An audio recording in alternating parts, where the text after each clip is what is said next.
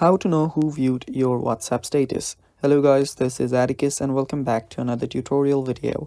In today's video, I'll teach you guys how you can know who viewed your WhatsApp status. So without any further ado, let's dive right into it. Here, the first step is open up your WhatsApp.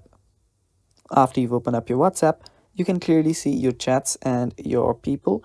Now what you'll want to do is you'll want to upload a status. To upload a status, head over to the updates section on the bottom left corner, and after you're there, you will see the plus icon right around my status. Tap on it, and now you will be able to upload a status. Choose a picture, tap on next. If you want to edit it, you can do that as well.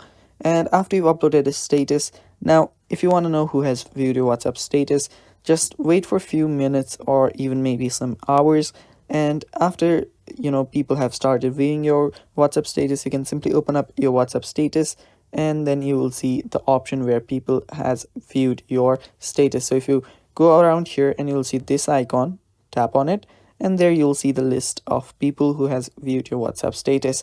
And that is basically all, guys. That is how you can know who has viewed your WhatsApp status. Thanks for watching. That is basically all for today's video. Stay tuned for more, and bye bye. Take care.